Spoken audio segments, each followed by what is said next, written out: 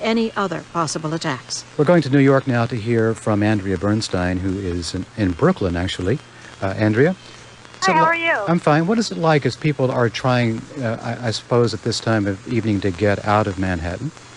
Well, I am standing at the foot of the Manhattan Bridge in Brooklyn, and there are thousands of people streaming off the bridge. It looks like the New York Marathon, although, of course, women are dressed in high heels, men are dressed in business attires. People have told me that they've come from Upper Manhattan, about a 5 to 6 mile walk to get here, and many have many more miles to go. Would walking be their only choice? Walking appears to be the only choice to get out of Manhattan and into Brooklyn. Once they're in Brooklyn, there is bus and train service out towards outer Brooklyn, Queens, and Long Island. But to get here, many of them were told, you have to walk. I've seen women who are 9 months pregnant. I've seen families waiting with strollers for women who were coming over from the other side with their babies that they'd taken out of daycare in Manhattan. And a sea of people like I've never seen before. This street that I'm on, Flatbush Avenue, a major thoroughfare, is closed to all but emergency vehicles, and the thousands of people walking by. Now, it has not been possible throughout this day to go over into Manhattan from Brooklyn. No, it's been blocked off for much of the day by any means. This is definitely the afternoon commute. I've been watching people all day coming over into Brooklyn. The earlier people were people who were very near the blast, and many of them told me that some of them were outside. They said it was complete and utter darkness. The sky blacked out, and all they could see was a glimmer of light from the East River, so they walked towards it. The first plane hit the first tower this morning at 8:45. What can you see in the sky now over Manhattan from Brooklyn?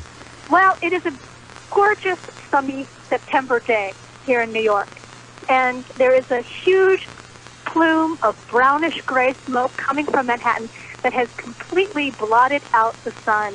Every now and then you get an eerie view of the sun looking sort of orangey-red behind the smoke, but there is no more sunshine in this part of Brooklyn behind the plume of smoke. And any sort of smell coming across the river there?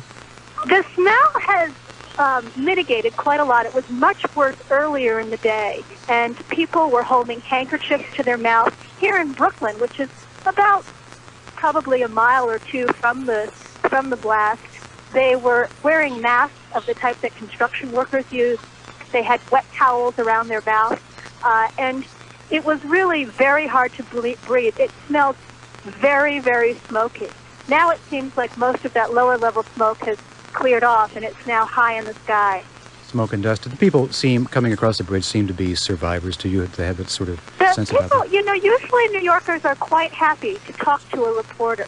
The people here are extremely fatigued. The first wave of people over the bridge were people that were shocked. They were in tears. They couldn't find words to talk about what had happened to them. This group of people is just tired. Many of them have been walking for hours in clothing that is totally inappropriate for a walk of that length. And they're exhausted, and they shake their heads when I ask them where they've come from. Many, as I say, come from Upper Manhattan. Yes. Thank you, Andrea. Thank you. Andrea Bernstein talking with us from Brooklyn. NPR's national security correspondent Tom Gelton was at the Pentagon this morning when the aircraft hit the building. He was evacuated with everyone else and reports now on how people reacted. The Pentagon is a massive building, about 2 miles in perimeter. I entered the building about 10 minutes before the plane struck it. I entered on the east side, directly opposite the site of the crash, and I did not hear or feel the explosion. But Army Lieutenant Colonel Kenny Cox, watching television at the time, was near where the plane hit. We had said, I don't think this is happening. Boom, it happened. So I left out, I came back. We got a crew of 5, Air Force, Navy, Marines. We went in, but we couldn't get into them. It was too hot. The 20,000 or more military and civilian personnel who work at the Pentagon were evacuated quickly, but the attack clearly caused many, many casualties. The Pentagon is built with a series of 5 concentric rings. The impact of the plane took a huge chunk out of the building, about 75 feet wide. The plane penetrated at least the first 2 rings, and that section of the building completely collapsed. Rescue forces were quick to arrive, but Rear Admiral Craig Quigley, the Pentagon spokesman, speaking late this afternoon, said the crews were unable to do much at first. The fire was intense, and only recently have Arlington Search and Rescue people just recently been able to get inside the Pentagon.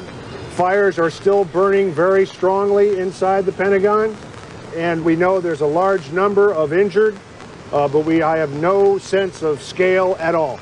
Defense Secretary Donald Rumsfeld and other senior Pentagon staff have their offices on the opposite side of the building from where the plane hit, but Admiral Quigley says Rumsfeld reacted quickly. Secretary Rumsfeld was in his office when the aircraft hit the Pentagon. He went running down to the site where the aircraft hit, was helpful in loading some of the injured onto some stretchers, and then back up into the National Military Command Center. There he has been ever since and will remain for the indefinite future. The National Military Command Center is the nerve center of the Pentagon. It's staffed 24 hours a day, 7 days a week, and maintains constant touch with U.S. forces around the world. Admiral Quigley says the command center was getting smoky late today, but that operations are continuing there. Elaborate precautions have been made at the Pentagon to protect the building from a terrorist attack on the ground, with a car or a truck bomb, for example. But for all the contingency planning that's been done at the Pentagon over the years, Quigley says this attack was different from what had been anticipated. We have a variety of security plans to face a variety of conditions, but I think what you've seen here is a full assault on the United States of America. And that's not something you can prepare for? Well, I think we were able to evacuate the building very, very quickly. But as far as having some sort of a preparation to defend against an airplane coming in, that's just not something that you see in place. For the moment, senior officials at the Pentagon are attempting to account for their own colleagues, and they've been unable to look far beyond. A full assault on the United States